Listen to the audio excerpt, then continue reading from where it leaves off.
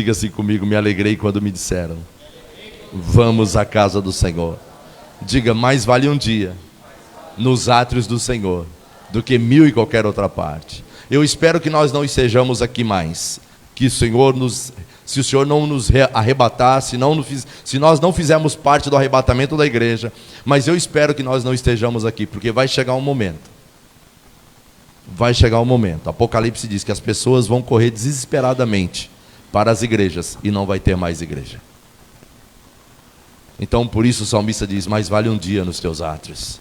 Se você realmente de fato compreendesse a importância do que o salmista está dizendo, você tinha celebrado tanto quando eu disse assim, daqui umas 3 horas.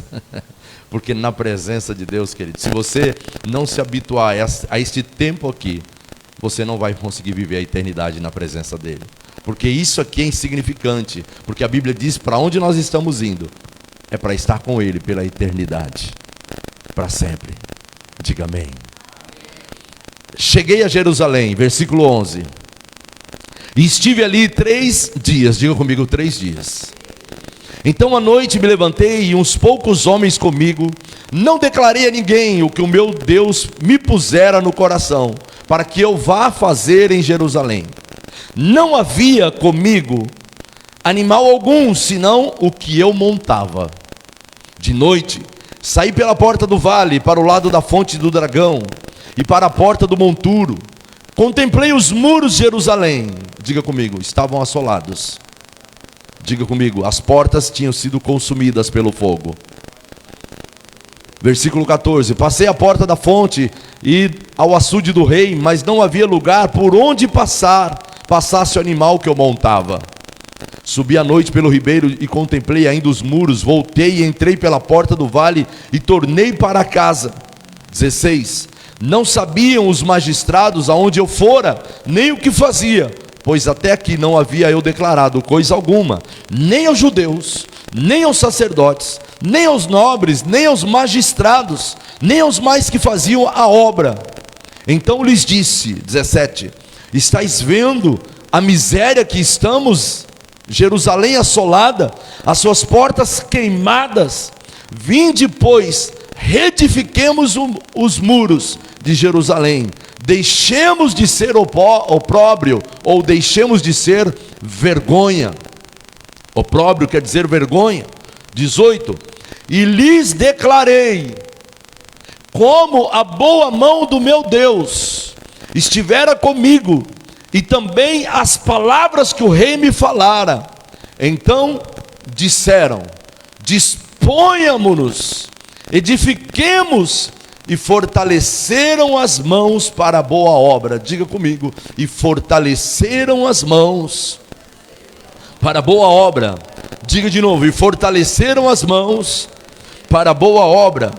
Versículo 19, porém Sambalate, o Horonita, Tobias, o servo amonita, Gesem, o arábio, quando os souberam, zombaram de nós e nos desprezaram. Diga comigo, quando os inimigos souberam, zombaram e desprezaram. E disseram, o que é isso que vocês fazem? Quereis rebelar-vos contra o rei? Versículo 20, então lhes respondi, o Deus dos céus é quem nos dará bom êxito. Nós, seus servos, nos disporemos e reedificaremos. Vós, todavia, não tens parte nem direito, nem memorial em Jerusalém. Vou repetir, versículo 20. Então Neemias se levantou e respondeu àqueles que zombavam, e respondeu àqueles que desprezavam, dizendo, o Deus do céu é que nos fará prosperar, e nós, seus servos, nos levantaremos, e reconstruiremos, e edificaremos, mas vós não terão parte, nem direito, e nem memorial aqui em Jerusalém. Amém? Glória a Deus por essa palavra, amém? Diga comigo, famílias restauradas, famílias transformadas. Diga comigo, a restauração é possível. Feche seus olhos onde você está. Pai Santo, nós te louvamos por este dia tão especial. Somos tão gratos, Senhor, porque nós estamos aqui compartilhando a Tua palavra. Obrigado por tudo aquilo que nós já vivemos neste lugar. Te agradecemos, Senhor Deus, porque a Tua palavra ela é viva, ela é eficaz e nela não há sombra de variação. Ela jamais voltará vazia para a qual ela é lançada. O meu anseio, Senhor, é que esta palavra seja rema na vida de cada família aqui representada e na vida das famílias que neste momento estão nos acompanhando pela rede social. Senhor, fala conosco. Nós queremos ouvir a sua voz, que não sejam palavras meramente humanas, mas que o teu Espírito Santo tenha misericórdia de mim e me capacite, Senhor, para que tudo aquilo que eu declarar aqui, Senhor, venha do teu trono e não da minha boca, não simplesmente do meu intelecto, não da minha capacidade, porque eu não posso fazer nada se não for através da tua unção, Espírito Santo. Usa-me segundo o teu propósito, em nome de Jesus. Amém? Restauração da família. É possível? Sim, é possível. E eu quero aqui nesta noite, rapidamente, nossa noite hoje nós vamos assentar à mesa, vamos participar da mesa, mas eu preciso ser breve, as crianças vão se apresentar aqui também, então eu vou tentar falar tudo o que eu preciso aqui em 20 minutos, acho muito difícil, mas vamos tentar. Pergunta: alguém aqui, em alguma ocasião, já fez alguma reforma na sua casa? Quem já reformou sua casa? Eu já reformei. Meu Deus do céu. Quem já ouviu aquela frase assim: é melhor construir fazer novo do que reformar? Sim ou não? Meu Deus do céu, não é fácil. Nós morando dentro da casa e aquele rapaz começou a pintar. Misericórdia, gente. E aí era uma mistura de materiais. Era poeira porque quebrava as paredes, não é não, ô Fábio? É poeira porque quebrava as paredes, e depois era poeira da tinta porque voava, era para tudo. Olha, a coisa é terrível. Reformar não é fácil. Então, para entender aqui, o texto que nós acabamos de ler diz que para todos que olhassem para a cidade de Jerusalém, o texto diz, só para você ter uma ideia, depois se você ler o capítulo inteiro na sua casa, por 70 anos ela ficou desolada, abandonada, destruída, monturos, entulhos, tanto que o texto diz que Neemias, ele não conseguiu cavalgar, tamanho era um entulho, tamanho era a destruição da cidade, ele teve que descer do cavalo e puxar o animal. Então a conclusão era irreversível, estava tudo destruído, o quadro era de miséria, o texto diz isso, o quadro era de assolação, de desolação, e a pergunta que todos que ali estavam, que todos olhavam, como reconstruir aquilo que está no chão, como restaurar aquilo que está destruído, se os muros estão caídos, as portas estavam queimadas, a cidade em total ruína. Como? Esta era a pergunta que mais se fazia. Como restaurar, ou reedificar, ou reconstruir o que estava destruído, o que estava fendido, o que estava arrebentado, o que estava destroçado, o que estava queimado. Humanamente era impossível. E talvez hoje, você entrou aqui neste lugar, e a pergunta que está aí dentro de você, eu não sei, mas talvez a pergunta seja essa, baseado no tema que nós temos declarado para este mês. Como então, pastor, reconstruir a minha casa? Como restaurar a minha casa? E lembrando que, quando nós falamos de casa, nós estamos falando de família. Diga comigo, família. Como restaurar a família? Se está tudo derrubado, está tudo desgastado faz muito tempo. Ao olhar para a realidade da sua família, talvez a resposta que você tem é essa: está difícil, está desolação, está tudo caído, está tudo quebrado, está tudo arrebentado.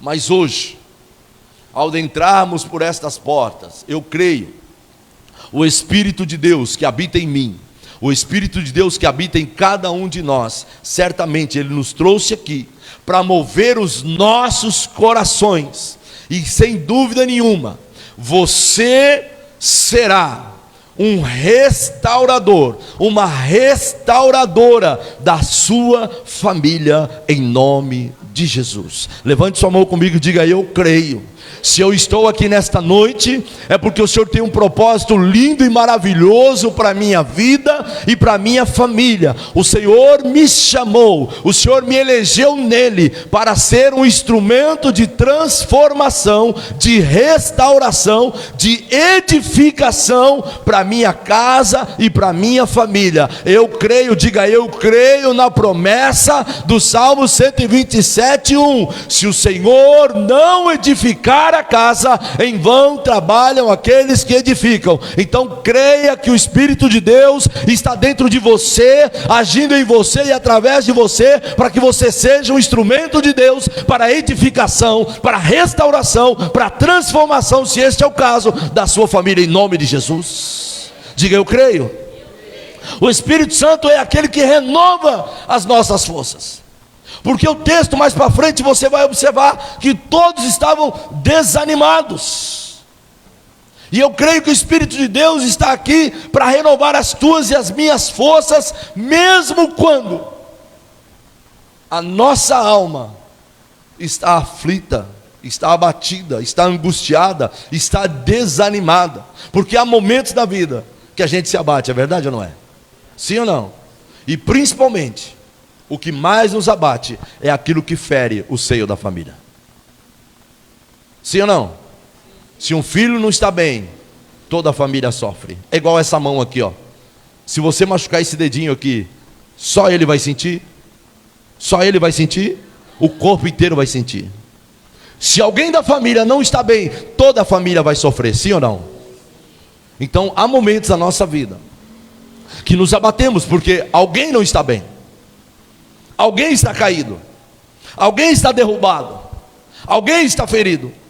Então eu creio em nome de Jesus que o Espírito Santo, ele vai gerar forças dentro de cada um de nós, para que possamos reedificar aquilo que talvez o inimigo destruiu, ou aquilo que o inimigo talvez esteja tentando destruir.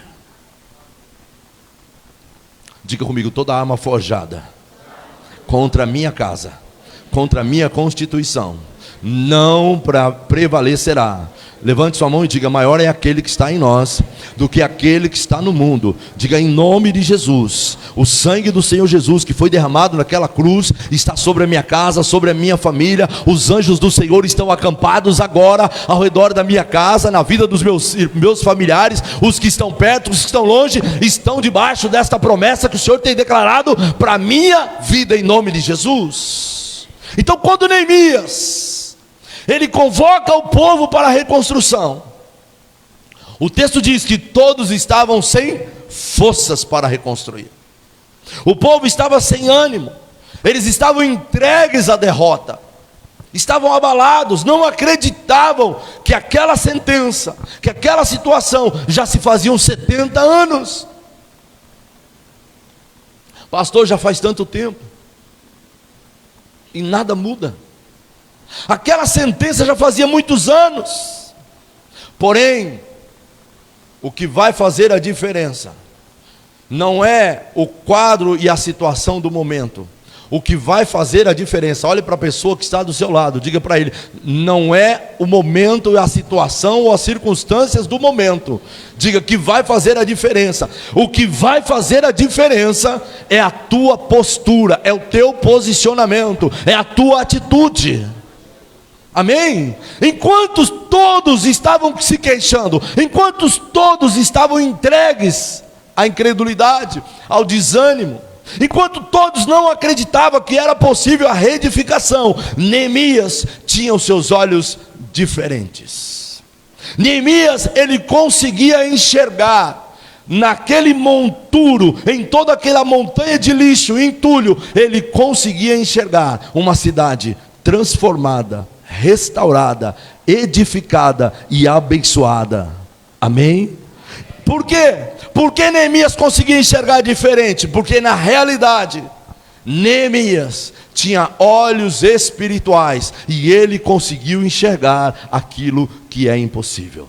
Diga comigo, aquilo que parecia ser impossível para mim será possível para Deus. Diga, não há nada impossível para Deus. Amém? Então eu creio que é exatamente isso que o Senhor quer e pode fazer pela tua família. Você precisa enxergar com os olhos espirituais. Você precisa enxergar além do que é circunstancial. Você precisa enxergar além do momento, além da dificuldade, além do problema, além da luta, além daquilo que está destruindo, além daquilo que está derrubando, além daquilo que está pondo para o chão. Você precisa enxergar com os olhos espirituais. Diga comigo, Salmo 121.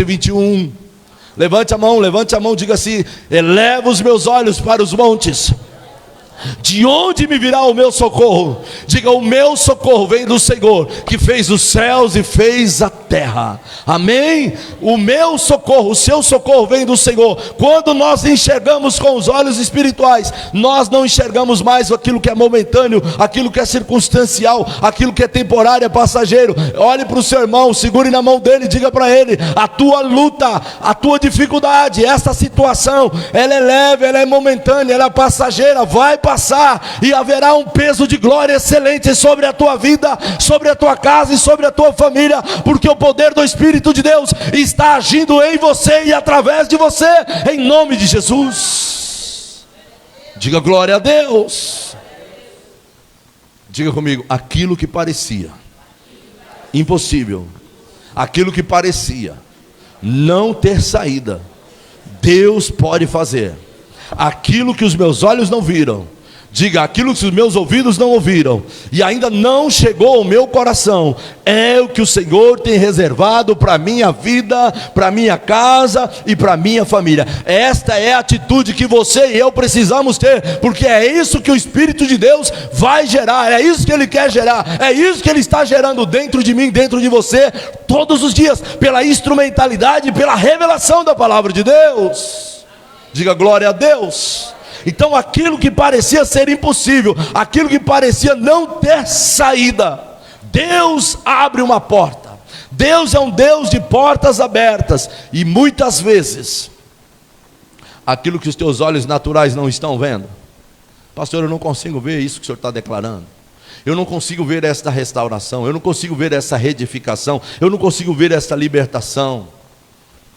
Diga comigo, ainda que os meus olhos não estejam vendo, todavia eu preciso ter ouvidos abertos para ouvir a voz do Senhor.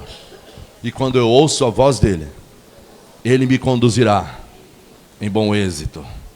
Diga, então ouvirás uma voz por detrás de ti dizendo: este é o caminho, andem por ele, não desvie nem para a direita e nem para a esquerda. Diga comigo, Jesus é o caminho, Jesus é a verdade, Jesus é a vida. Diga, Jesus é a porta. Aquele que atravessar por ele encontrará pastagens, aquele que atravessar por ele encontrará transformação, libertação e edificação da sua casa, em nome de Jesus.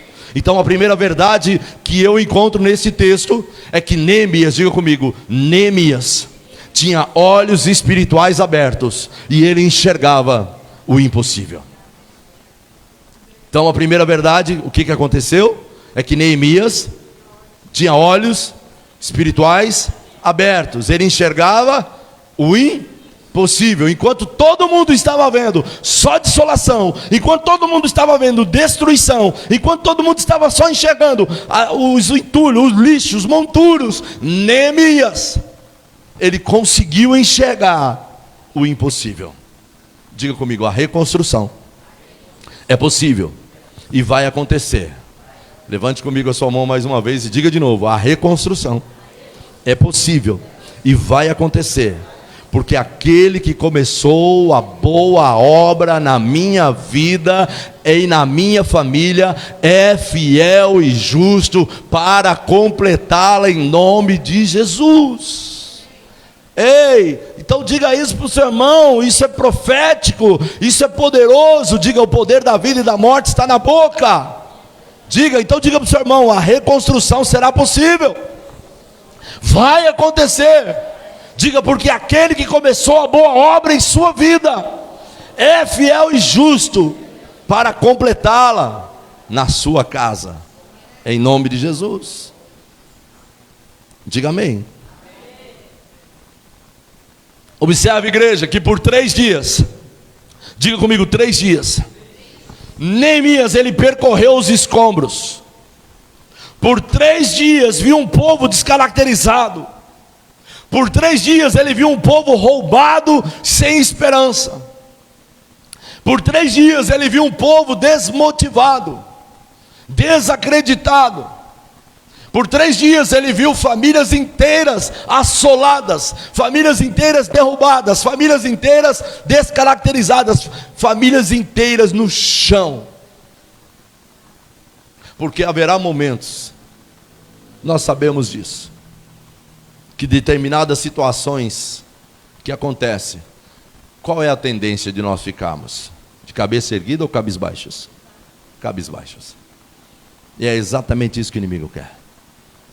Que diante dos problemas você continue cabisbaixo, que você se dobre, que você acabe se acomodando ao problema, que você acabe aceitando a sentença, que você acabe aceitando o jugo. Ei, escute, a palavra é clara: aquele que começou a boa obra na sua vida, ele está fazendo uma obra linda e maravilhosa, e esta obra vai ser completa, sabe por quê? Porque ele vai usar a sua vida para a restauração. Ele vai usar a sua vida para a edificação. Ele vai usar a sua vida para a transformação. Ele vai usar a sua vida para trazer novidade de vida na sua casa. O poder da vida, o poder da ressurreição, o poder transformador e libertador do Espírito de Deus, que um dia te alcançou, que um dia te libertou, que um dia me libertou, que um dia nos transformou, vai ser um instrumento de Deus através da sua vida para alcançar aqueles que ainda não foram alcançados. Diga: eu e a minha casa serviremos ao Senhor. Então Neemias, por 3 dias ele viu um povo descaracterizado, um povo roubado. Para qualquer lado que ele olhasse, o cenário era de destruição. Como eu disse, ele precisou descer do seu cavalo, porque não conseguia andar sobre os escombros, era muito entulho. Imagine. E diante deste quadro terrível, o texto diz, diga comigo: Neemias assentou-se, chorou e jejuou. Guarde isso, igreja. Haverá momentos na sua casa, na sua vida e na sua família, que a multidão de palavras não vai resolver o problema. Presta atenção no que você está ouvindo. Haverá momentos na sua casa e na sua vida, que a multidão de palavras, atitudes precipitadas, atitudes impensadas, não vai resolver o problema. Porque estas coisas não vão falar mais alto, mas haverá momentos que as lágrimas vão falar muito mais alto do que tudo isso. Haverá momentos que o jejum vai falar muito mais alto do que a multidão de palavras. A sabedoria do sábio muitas vezes se destaca no silêncio. Porque muitas vezes é mais importante o silêncio dos sábios do que o grito dos tolos. A sabedoria, o texto diz que Neemias chorou e jejuou. O melhor lugar para que você realmente alcance a tua casa, a tua família, reestruture, reedifique, reconstrua, é aos pés do Senhor. Há uma canção que diz: aquele que chora aos pés da cruz, clamando o nome de Jesus, alcançará de ti, Senhor, misericórdia, graça e luz. Amém. Neemias, ele sabia que humanamente era impossível, humanamente era um milagre impossível. Diga comigo assim: há um Deus de causas impossíveis, e Ele está trabalhando. Diga: Ele está trabalhando para aqueles que o temem, para aqueles que o conhecem. Diga: Salmos 9 e 10. Em ti confiarão os que conhecem o teu nome, porque tu, Senhor, nunca desamparastes aqueles que te buscam. Você tem buscado ao Senhor, você tem clamado ao Senhor, você tem orado, você tem jejuado pela tua casa, você tem intercedido. Saiba que o teu momento de choro, o teu momento de lágrimas, certamente será respostas que o Senhor trará sobre a tua casa e sobre a tua família, em nome de Jesus. Ele sabia, Neemias sabia, que aquela causa era algo impossível, somente Deus poderia mudar aquilo que não tinha saída. Coloca para mim Lucas 1:37, diga comigo Lucas 1:37, porque para Deus não haverá impossíveis em todas as suas promessas. Diga para o seu irmão, para Deus não haverá impossíveis em todas as suas promessas. Amém?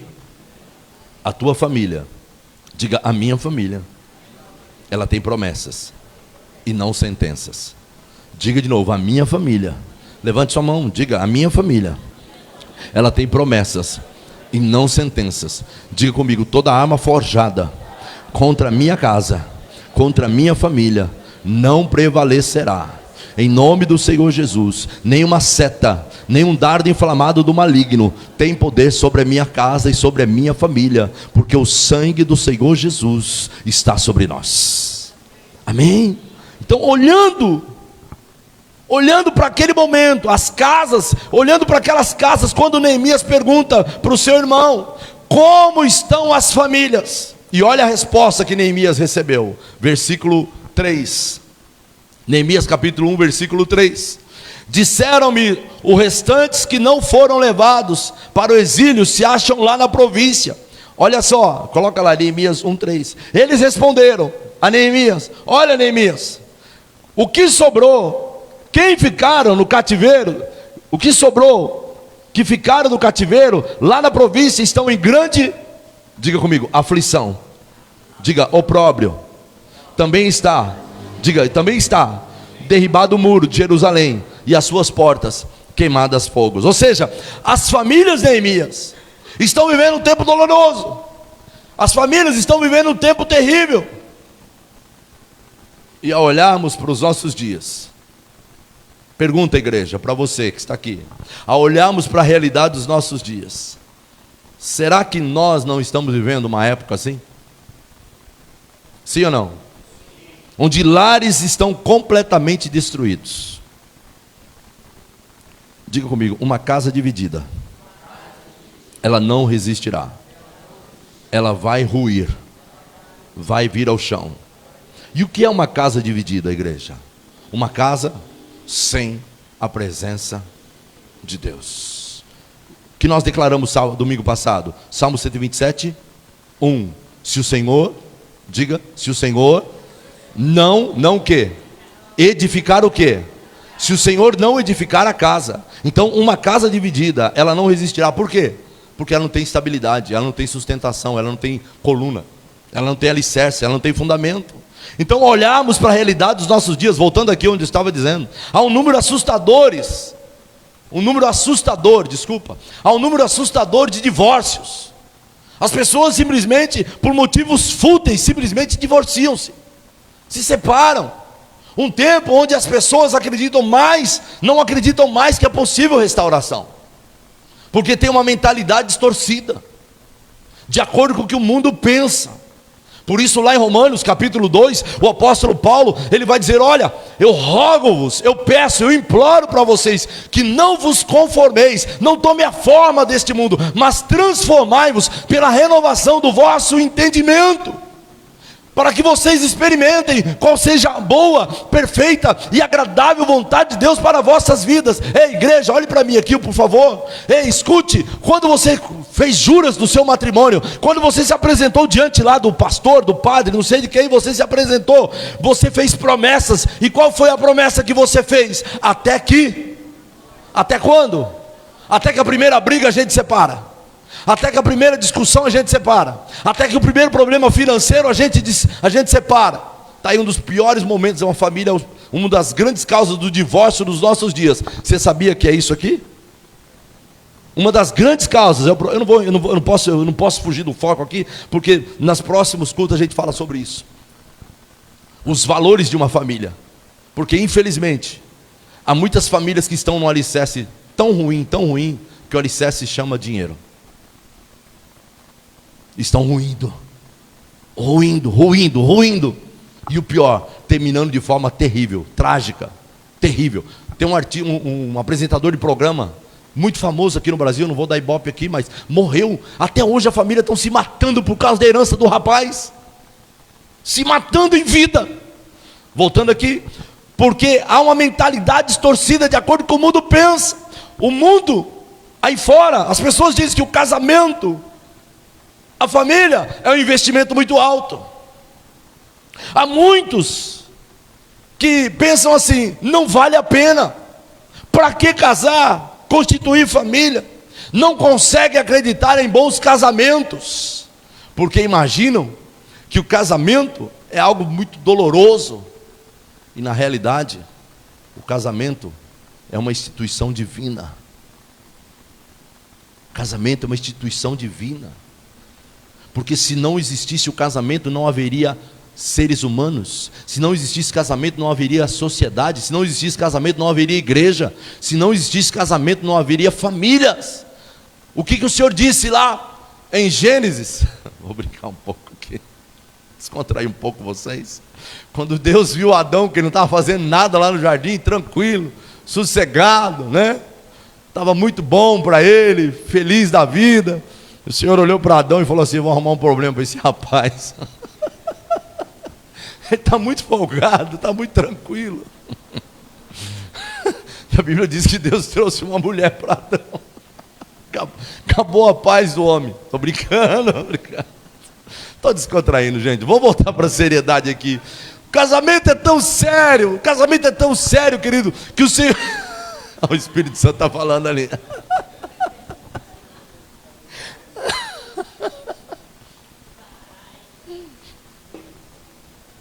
Casamento é algo tão importante, igreja, que Deus estabeleceu desde a criação. E viu Deus que não era bom que o homem estivesse só.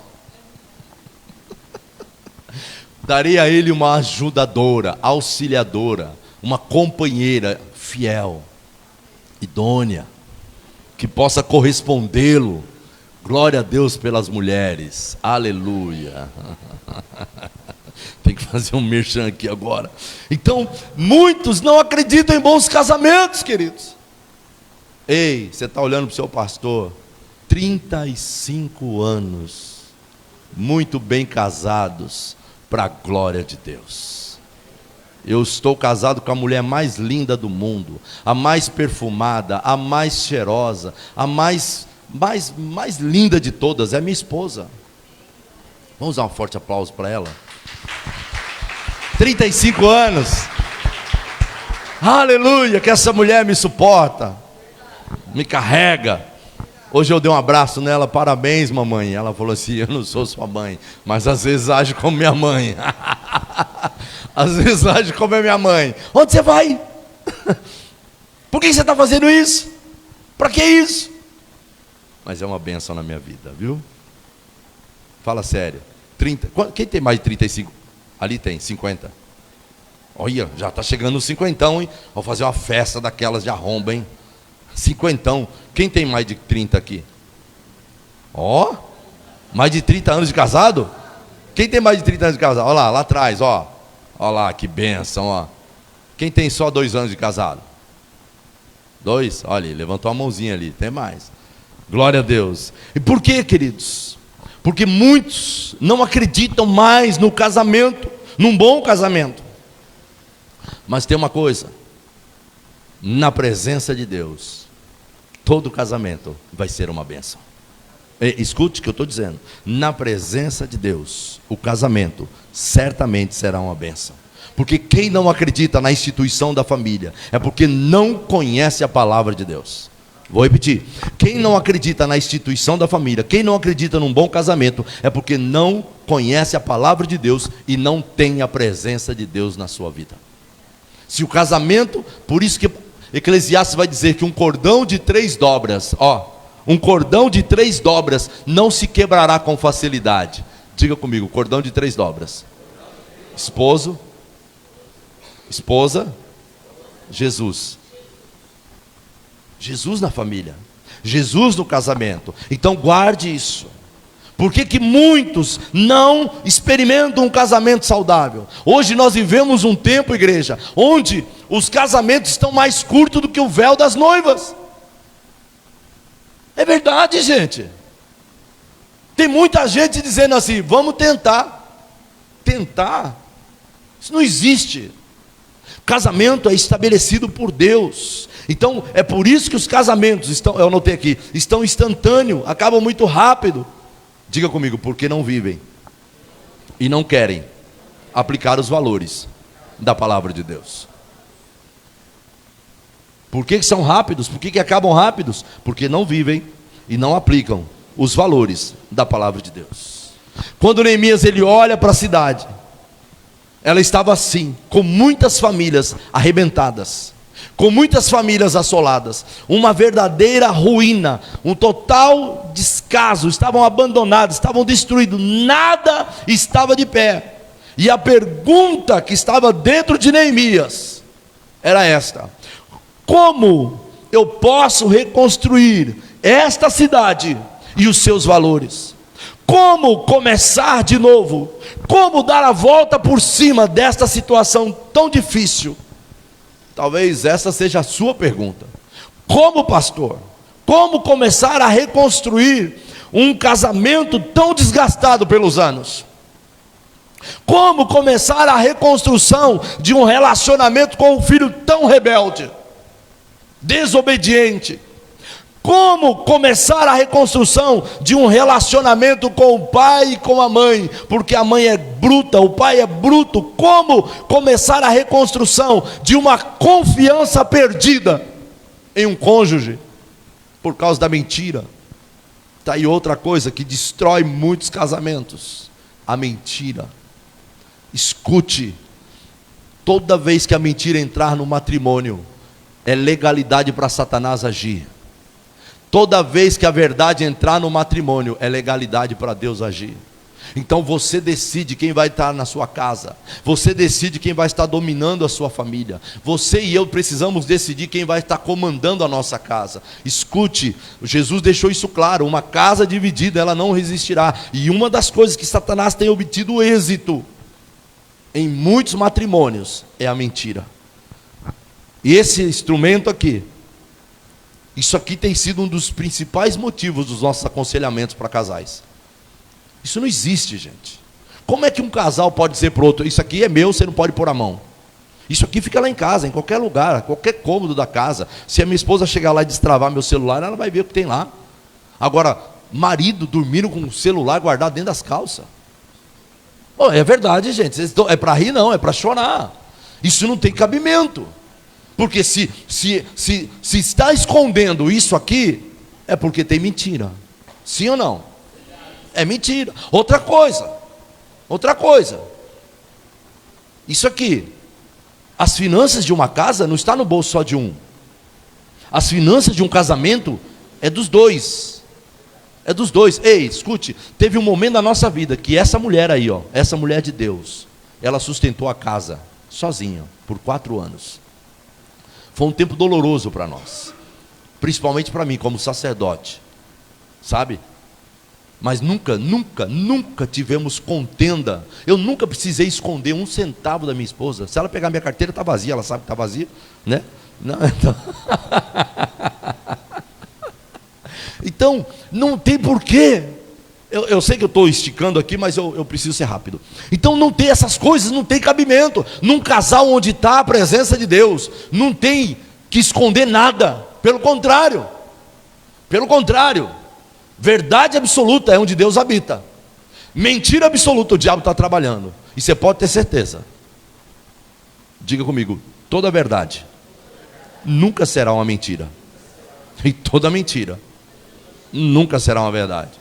Você pode ter certeza de uma coisa: eu posso esconder de você, mas os olhos do Senhor estão em todos os lugares. Eu posso esconder da minha esposa, mas os olhos do Senhor estão sobre mim. é muito pior. Quer um conselho? Se acerta logo, porque um dia você vai se acertar diante de Deus e vai ser muito pior. Deuteronômio diz, horrível coisa. Em Juízes diz, nós temos um justo juiz, e ai daqueles que caírem na mão dele. Então acerta-se, sabe, verdade precisa fazer parte. Como começar a reconstrução de um relacionamento, né? De uma confiança, onde eu parei, de uma confiança perdida. Como começar a reconstrução de uma esperança perdida por causa de uma perda dolorosa. Nós temos um casal aqui, eu não consigo imaginar, perderam o filhinho deles, 9 anos, 5 anos, gente. Hoje, eu estava lendo nas notícias, eu vi um acidente trágico lá em São Paulo, no Rodoanel, uma família inteira, o pai, a esposa e 2 meninas lindas, morreram num acidente terrível no Rodoanel, gravíssimo. E aí, na hora, eu me lembrei desse casal. Eu falei, meu Deus, como é que pode suportar a dor? A dor, somente a graça de Deus, somente a misericórdia de Deus, para restaurar, sabe, a esperança por uma perda dolorosa. Somente o Espírito de Deus, somente a graça de Deus, para restaurar a esperança por uma perda tão dolorosa. Meu irmão, eu não consigo pensar num troço desse. Não é fácil. Como então restaurar os muros que foram derrubados, as portas que estavam queimadas? Levante sua mão comigo e diga assim: eu creio, o Senhor Jesus, Ele está aqui, e a minha esperança não será frustrada, porque o tempo da espera não vai matar e não vai roubar a minha esperança. Olhe para alguém que está do seu lado e diga: a tua espera não será frustrada, a tua esperança será renovada, porque o tempo da promessa vai se cumprir, em nome de Jesus. Amém, igreja? Então, Filipenses capítulo 1, versículo 6 diz assim: eu estou plenamente certo, diga comigo, eu estou plenamente certo, que aquele, coloca lá para mim, Filipenses capítulo 1, versículo 6, diga comigo, estou plenamente certo, que aquele que começou a boa obra em vós há de completá-la, até o grande dia de Cristo Jesus. Amém? Então, como igreja, começar de novo, como reconstruir, como crer que o vento de Deus vai soprar toda a cinza que sobrou? Como crer que haverá restauração de todas as coisas? Então aqui alguns princípios para nós colocarmos em prática, para de fato vivermos a restauração da nossa família. Nós estamos falando sobre o que mesmo? Ficou fácil, né? Eu dei a dica agora, né? Dei a deixa. Então, em primeiro lugar, diga comigo: encarar a realidade como ela é. Diga assim: sem encarar a realidade, não há como reconstruir. Amém? Então a primeira coisa é encarar a realidade como ela é, igreja. Sem encarar a realidade, não há como reconstruir. Só pode ser curado quem reconhece que precisa ser curado. Só pode ser transformado quem acredita em transformação. Só será mudado quem reconhece que precisa de mudança. Todos nós precisamos. Amém? Só quando encaramos a realidade é que a edificação, a reconstrução acontece. É quando nós podemos perceber o quanto nós precisamos trabalhar. Diga comigo: esforça-te, tenha bom ânimo, e eu serei contigo. Então é necessário encarar a realidade, é necessário envolver-se, encarar, trabalhar para que haja a restauração. Sim ou não? É isso. Lute pela sua família, lute pela sua casa. Nós vamos continuar falando sobre Neemias daqui os próximos domingos, e você vai ver que Neemias, ele aconselha: olha, lute pelas suas famílias, lute pelas suas casas, não esmoreça, não desanime. Quantas pessoas, queridos, vivem fugindo e fingindo da realidade dos problemas? Vou repetir: quantas pessoas vivem fugindo e fingindo da realidade dos problemas? Casamentos que estão vivendo apenas de aparências, porque não querem aplicar princípios da palavra de Deus. esposas que não encaram a infidelidade do marido, pais que não encaram a rebeldia e as amizades e certo comportamento dos filhos, pais que não encaram a conduta dos filhos. Onde você está? Com quem você está? Onde você vai? Que hora você volta? Eu já disse aqui, neste lugar, uma certa ocasião, uma criança de 7 anos de idade, 7 anos, queridos, o pai foi repreender a criança, foi chamar a atenção dela, no meio de todo mundo, no rosto do pai, com toda a força. Eu fiquei indignado com aquilo. Indignado. Meu filho tem 23 anos. Nós temos os nossos momentos de conversas a sós. E todas as vezes que eu sento já tive com todos eles, com os 3. Porque muitas vezes é necessário você ter esse tempo com seu filho, sua filha. Porque às vezes as palavras vão doer mais do que uma chinelada. Mas não retém a vara. A vara é necessária. A vara é necessária.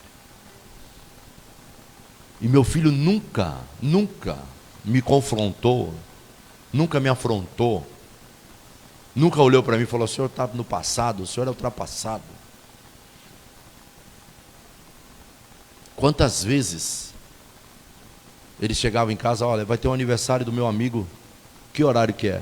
Ah, vai ser sexta-feira, dia de culto. Você vai depois do culto, ou você vai antes, mas você não vai faltar no culto por causa de aniversário. Sempre não foi assim ou não foi? Foi ou não foi? Não foi assim sempre, Marcos? Olha lá, está lá. Sempre foi assim. Não negocie valores. Não negocie valores. Pais que não encaram a rebeldia dos filhos, certos comportamentos, certas amizades. Encare a realidade e o Senhor te honrará, o Senhor fortalecerá para que o milagre da restauração aconteça na sua casa e na sua família. Neemias, ele encarou a realidade. Coloca para mim Neemias capítulo 2, versículo 13. Olha o que ele diz: de noite saí pela porta do vale para o lado da fonte do dragão e para a porta do monturo e contemplei, diga comigo, encarei, diga contemplei o problema.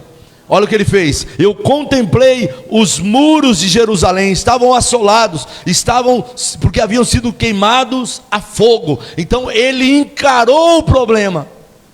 Ele olhou o problema, ele enxergou o problema, ele viu o problema. Ele não ficou procrastinando, ou seja, empurrando com a barriga. Ele foi lá para encarar o problema. Escute. Haverá situações na sua casa e na sua família que você precisa decidir rápido, porque tem coisas que você deixar para frente, não tem mais o que fazer. Segundo lugar, não basta, diga comigo, não basta só contemplar, tem que desejar reconstruir. Diga para o seu irmão: não basta só contemplar, só olhar, tem que desejar reconstruir. E eu creio, em nome de Jesus, igreja, que este é o desejo, né? É o desejo do coração do Senhor para a sua vida e para a minha vida, porque a palavra do Senhor, ela me garante, diga comigo, tudo é possível aquele que crê. Neemias, quando ele chega e olha aquele quadro assolador, sabe, ele viu aqueles escombros, ele já pôde enxergar a reconstrução, ele enxergou pela fé aquilo que Deus poderia fazer. Ele tinha em seu coração um desejo, ele tinha uma convicção dentro dele, porque Deus poderia mudar aquela sentença. Por isso hoje, ao ministrar para cada um de nós, não somente para você, mas para mim também, o meu desejo é que o Senhor te dê entendimento. Diga comigo, espírito de sabedoria e revelação.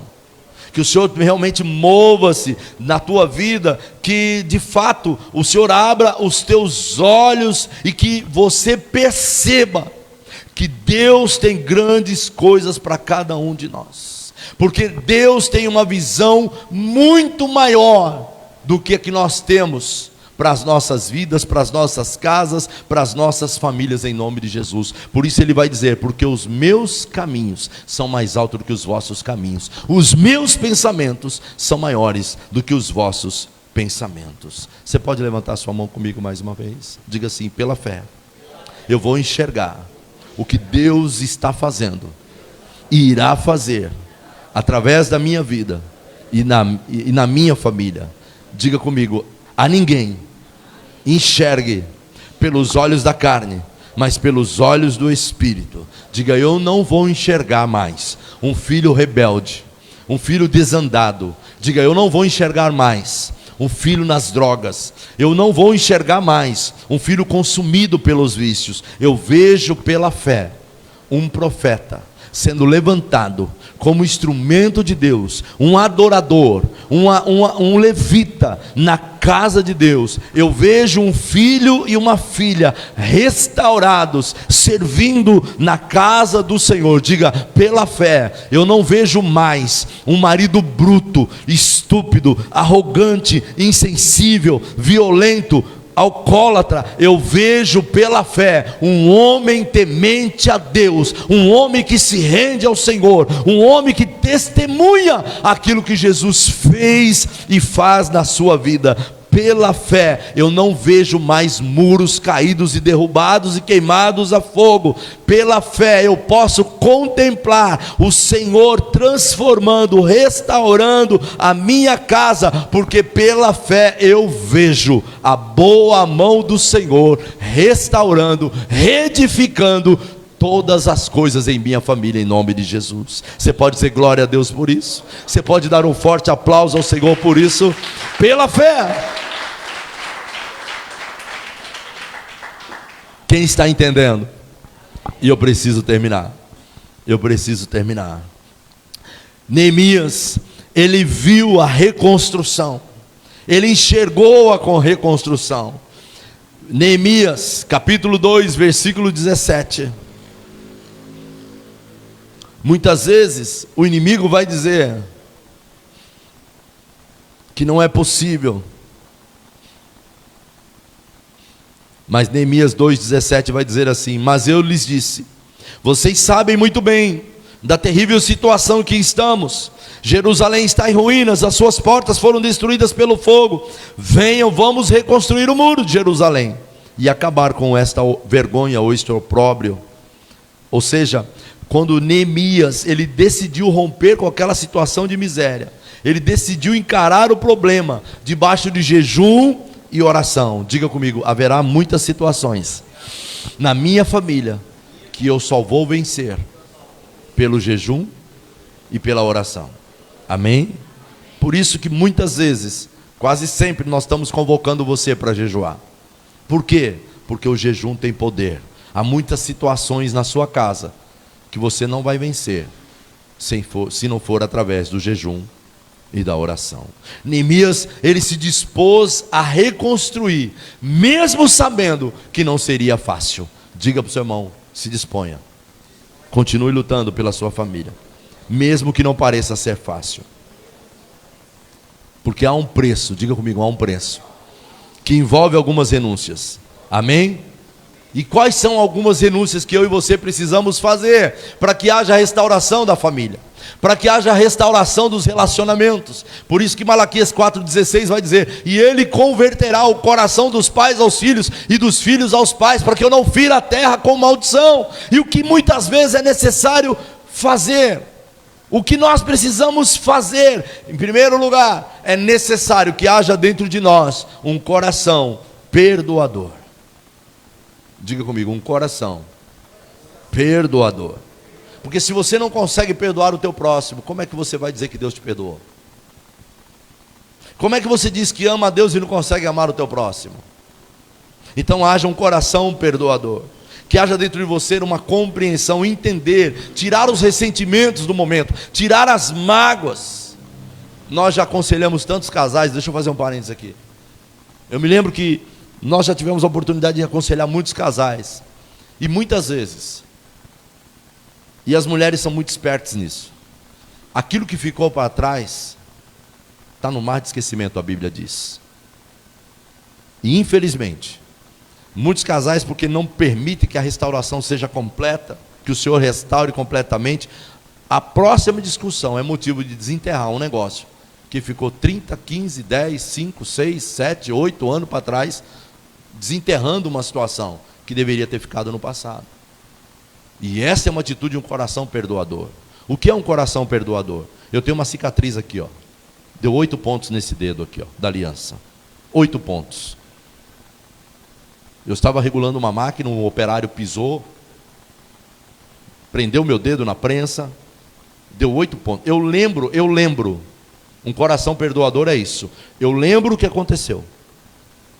Eu sei o momento que aconteceu. O dia que aconteceu. Até a hora eu sei que aconteceu. Doeu muito. Doeu ou não deu? Dói ou não dói? Não deu em você porque você não sentiu, mas doeu em mim. Mas dói ou não dói? Lógico que dói. Doeu muito. Machucou, feriu. Ficou muitos dias assim, com aqueles pontos. E o dedo imobilizado. Eu estou contando tudo para vocês exatamente como aconteceu.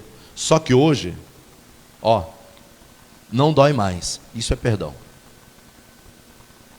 Quem está entendendo o que eu estou falando? Ficou no passado. Eu lembro o que aconteceu. Só que eu não estou jogando na cara do bolso. Você viu o que você fez no meu dedo há 15 anos atrás? Quem está entendendo o que eu estou falando? Isso é restauração. No casamento é isso que tem que acontecer. Não dói mais.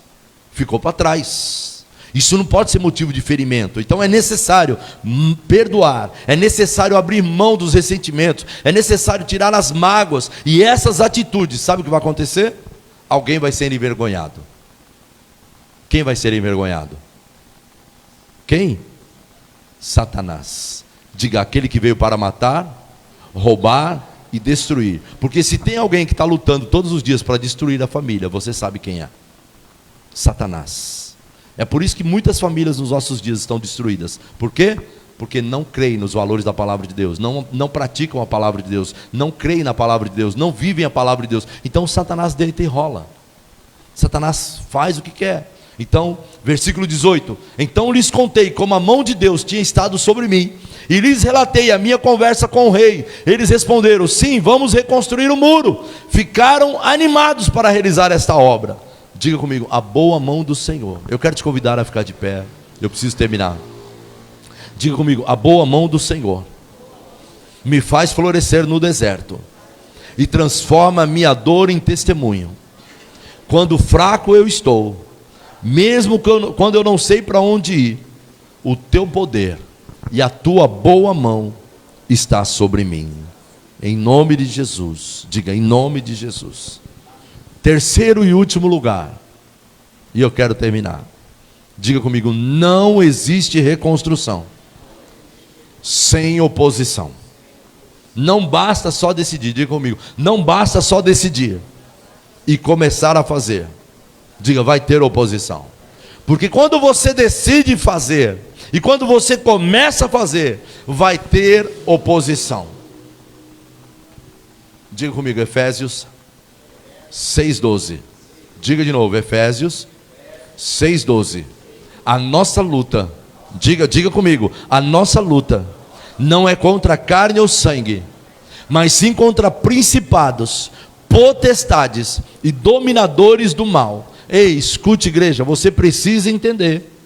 A tua luta não é contra o teu cônjuge.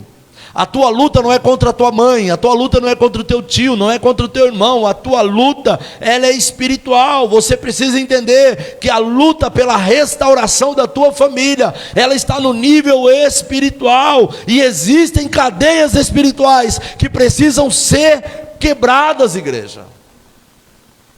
E isso é possível, muitas vezes, com uma vida de oração, com uma vida de jejum, com uma vida de trabalho, de sacrifício.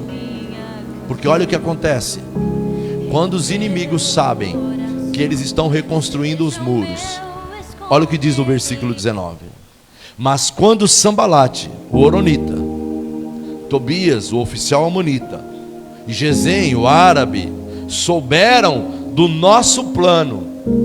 Quando eles souberam, quando o inimigo soube, então guarde isso.